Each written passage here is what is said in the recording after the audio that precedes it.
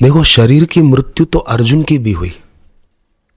शरीर तो भगवान कृष्ण ने, यहाँ गुजरात में जगह है, इधर समुद्र किनारे देहोत्सर्ग उस जगह को बोलते हैं जहां कृष्ण भगवान ने शरीर छोड़ा था।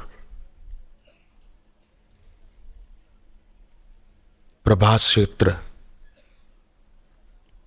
वो है जगह, मैंने देखी वो जगह। तो शरीर की तो अपनी है सीमा मर्यादा, वो तो नष्ट होता है, परंतु कालजन्य दुख वो भक्त के ऊपर अपना प्रभाव नहीं जमा सकता, क्योंकि भक्त के मन में संशय नहीं है, भक्त के मन में राग नहीं है। राग, भक्त के मन में इच्छा नहीं है कि ऐसा होना चाहिए, ऐसा नहीं होना चाहिए। वो क्या तो हो गया। एक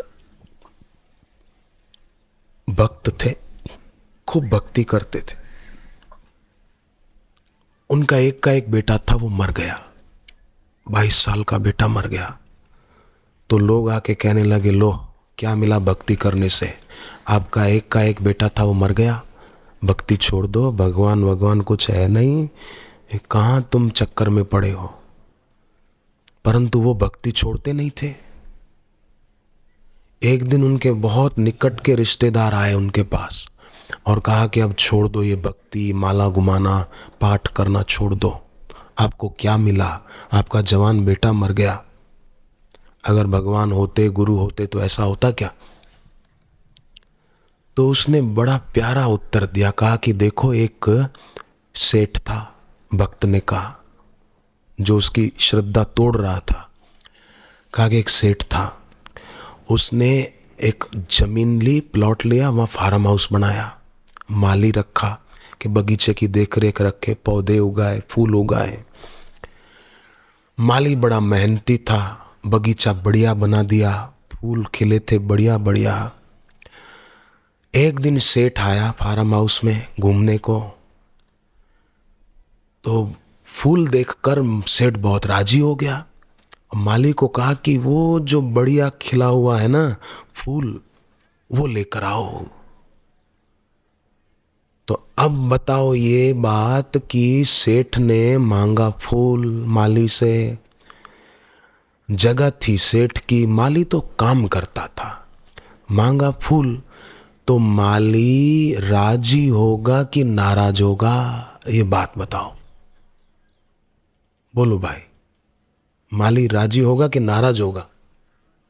राजी होगा, खुश होगा कि वाह भाई, मेरी मेहनत करके मैंने जो फूल उगाए थे वो हमारे सेठ जी को पसंद आ गए और सेठ जी ने मांग लिया, ये तो बहुत अच्छा हो गया।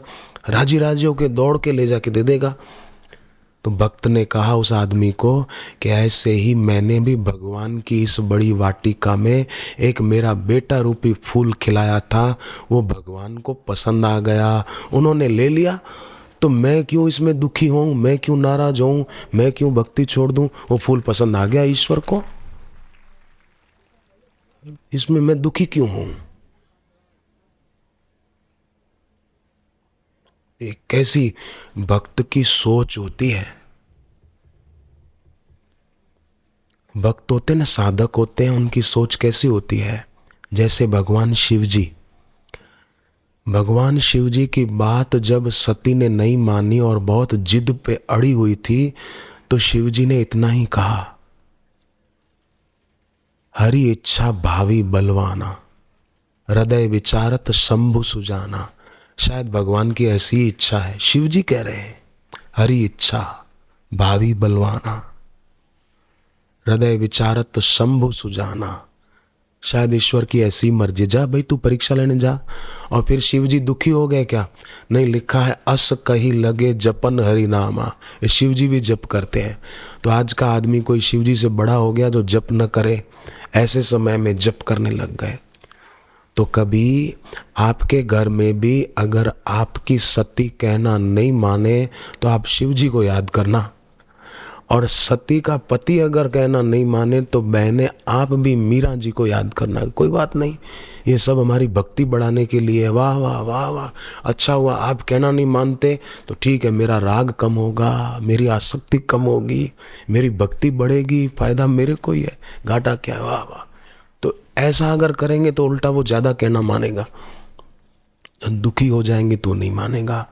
और पति को भी चाहिए कि पत्नी पर रुबाब न जताए, एक दूसरे के प्रति प्रेम। जैसे शादीशुदा भाई बैठे हैं यहाँ, आपकी पत्नी है तो वो केवल आपकी पत्नी ही नहीं है, वो माँ भी है आपके बेटे की, बेटी की, वो किसी की बहू भी है, वो किसी की चाची भी लगती है, मौसी भी लगती है, ताई भी लगती है ना, मामी भी लगती है, किसी की बुआ लगती है। एक ही बहन, आप बहनें बैठी है तो किसी की बुआ होगी, किसी की मौसी होगी, आप ही किसी की मामी भी होगी, चाची भी होगी, ताई भी होगी, है ना। एक ही भाई है, किसी के मामा होंगे, चाचा होंगे, ऐसे कई संबंध लग जाते हैं ना, कई संज्ञाएं हैं। तो आप ये ना सोचें कि भाई ये मेरा कहना माने, नहीं, उसको औरों को भी देखना है, परिवार में, समाज में। मैं मेरा कर्तव्य पालूं, वो अपना कर्तव्य पाले, कभी उसकी चले कभी मेरी चले, तेरा।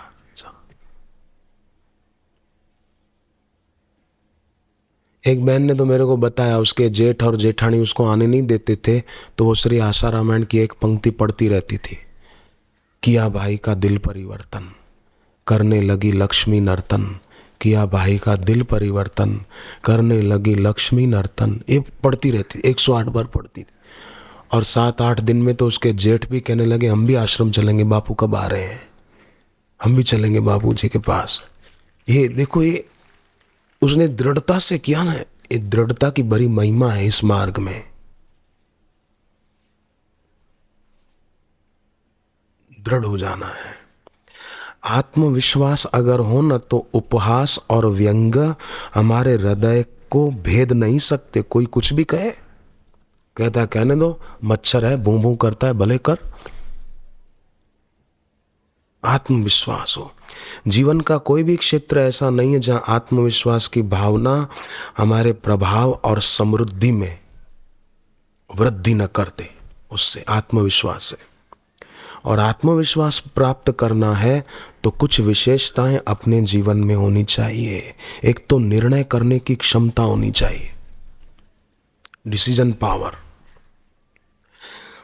असमंजस में रहने वाला व्यक्ति दुर्बल होता है, जो निर्णय नहीं ले पाता उचित, वो आदमी, उसका आत्मविश्वास विकसित ही नहीं होगा। 1 मिनट की दुविधा से ही सफलता का प्रवाह दूसरी दिशा में बदल सकता है। इसलिए अपने मन में शीघ्र जल्दी से निर्णय करना चाहिए।